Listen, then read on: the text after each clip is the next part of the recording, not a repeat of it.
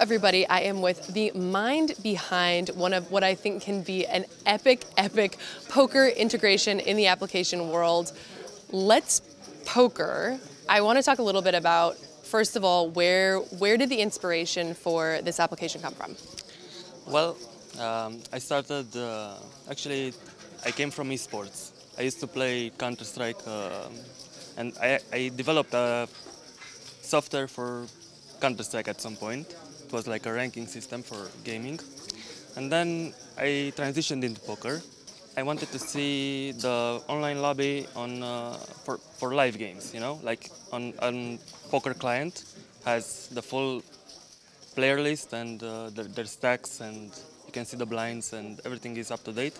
I wanted that for live poker as well. It came from my passion for poker, actually, so I developed it as a player.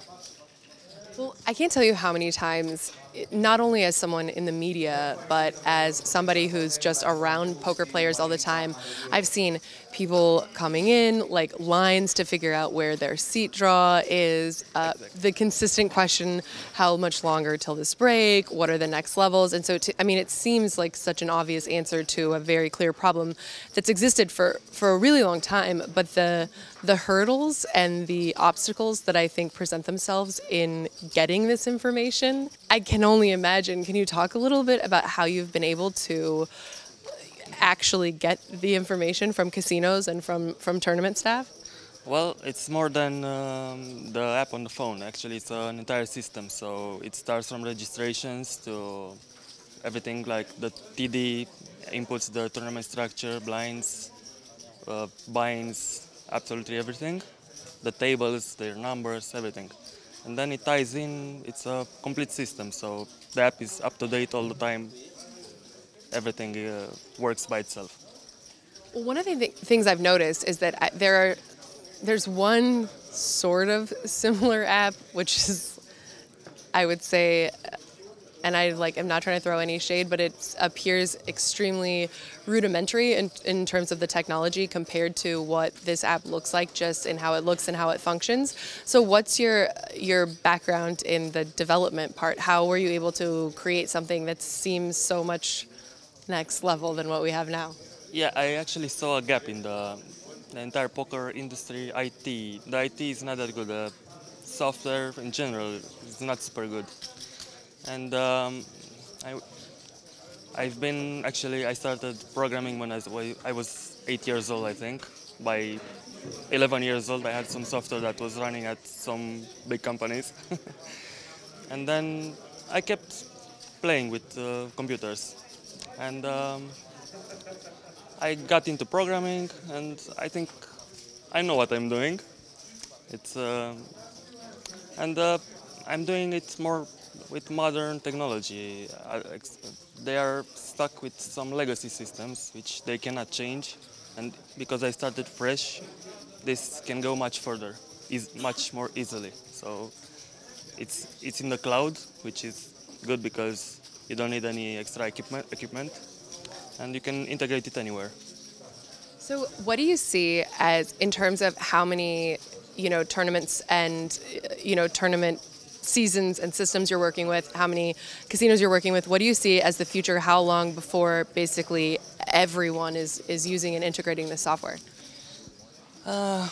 It's kind of hard. I've been trying to get it out there, and there were a lot of circuits that used the software when they came to Romania. They loved it, but when you have to integrate it, there are some hurdles, like the casino doesn't let you use a different system, and you need to go to like much more deeper than it seems to integrate everywhere. So, but I'm trying. I think maybe 888 will probably do something with it, hopefully, and we'll see.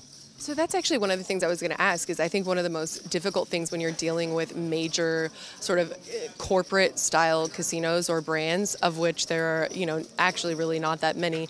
Anytime you're doing anything with those type of corporate brands, there's just so many things to get through and so many people and pieces of the company to get through that, it seems like it's really difficult even in things that make total sense. So is there any way for players or for any way to sort of like circumvent all of those issues? Or is it like if the casinos are not going to get on board, we kind of just have to be like, all right, when you do, you do, and please do?